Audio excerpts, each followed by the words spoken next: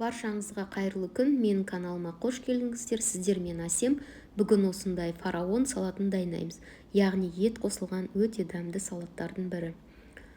Салатымызға керекті заттар: бұрыш, болгар бұрышы, светофор, кукуруз, фасоль және кинза, қайнатылған ет, қияр, кетчуп қажет. Қиярымызды осылай дөңгелек етіп турап аламыз.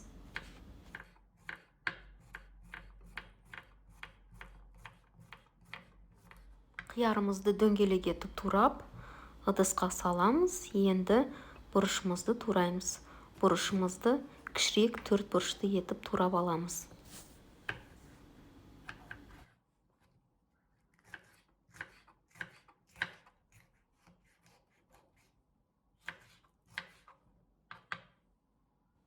Сары түсті болгар бұрыштарын турап алдық. Енді қызыл түсті болгар бұрышын дәл солай 4 бұрышты етіп, кішірек етіп турап аламыз.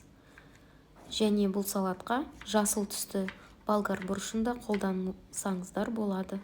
Бұл салатқа болгар бұрышы ерекше бір дәм береді. Енді піскен етімізді жұқалап етіп, 4 бұрышты етіп турап аламыз.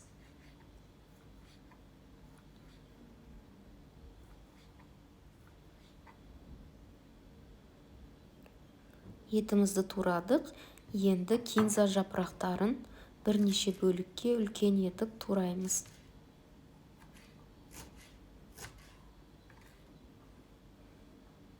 Турап бөлек ыдысқа саламыз.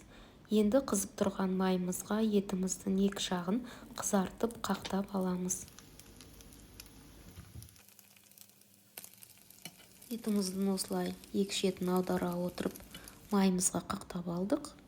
Енді оны ыдысымызға саламыз. Етіміздің үстіне үрме бұршағымызды, яғни фасолімізді, одан кейін кукурузымызды саламыз және қиярымыз саламыз. Оның үстіне болгар бұрышын және тұз себеміз. Бір ас қасық кетчуп саламыз. Осылай барлығын жақсылап араластырамыз.